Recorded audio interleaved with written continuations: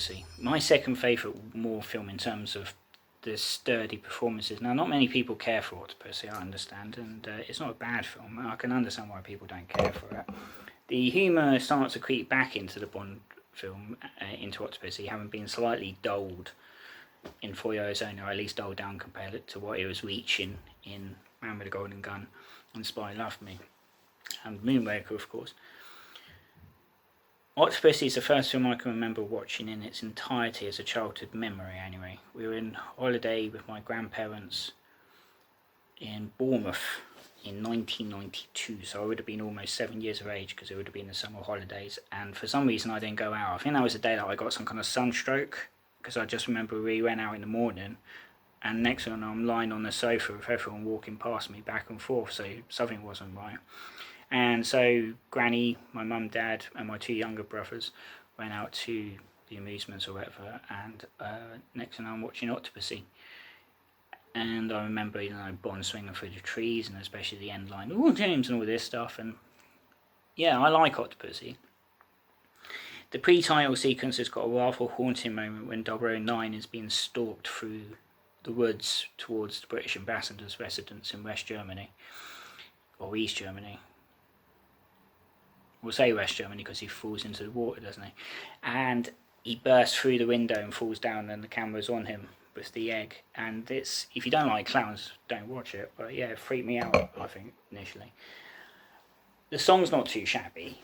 I mean, I forgot to mention about Moonraker and 4 Your Eyes Only. Moonraker, I'm not really mad. I think it's Bassie's weakest song. It's not a bad song. It just the sound of it doesn't quite sit in my head. And 4 Your Eyes Only, I can never get on board with it. I prefer the Blondie 4 Your Eyes Only that got rejected in favour of Sheena Easton. It's very 80s, the Blondie one, but it would work, especially if Timothy Dalton was playing Bond.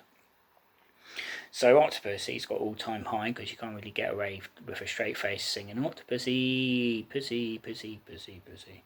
And then it's a classic Cold War affair, and Bond goes off to India for the first and I think so far only time. General Orloff is played by the maniacal Stephen Burkoff, and I mean that in a nice way. Orloff is maniacal, but Burkoff just goes full into it. Burkoff is one of these actors I like. He just goes for it, and the man doesn't give a shit about what people say, really. I mean, he's old enough now that he doesn't. He's 80 odd, but yeah. Robert Brown plays M for the first time. Bernard Lee died not long after Moonraker, and so they left it vacant, so to speak, for 4 Your Eyes Only. Chief of Staff was in charge, more or less. And so Robert Brown comes in and will play M all the way through to License to Kill. Would he have been over Dalton GoldenEye? Hopefully. So, Bond packs himself off to India. There's some rather politically incorrect lines about rice and stuff, but so be it. It was 1983. It has its moments. It has its bad moments. And people say, well, why is Bond dressing up as a clown when he's on his way to stop a nuclear bomb? Well, for some reason, Bond felt the need. He was going to go into disguise in a circus tent. A clown is the way to do it. Moore is doing alright in this film, but he's starting to look his age, unfortunately. And it probably should have left it after Octopussy. And that would have meant Dalton quite possibly would have ended up with Future Kill as a debut movie. Musically, Octopussy's not too bad. It has its moments. Some would say it's an unremarkable score, but it's not too shabby. And Maud Adams returns after Man with the Golden Gun, and in the,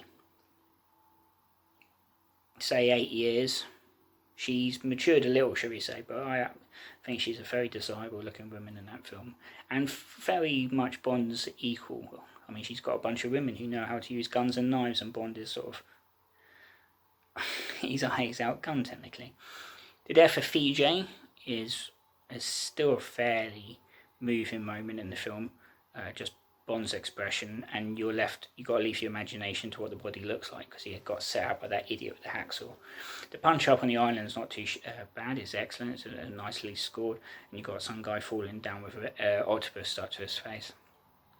Kamal Khan's alright villain. There's nothing really intimidating about him. That's left to his henchman Govinda, who goes after Bond for most of the film and at the end dies when he's on the plane after Bond. Orloff is probably the main villain, but it's in that respect, it's like Matt World is not enough. You've got two main villains technically.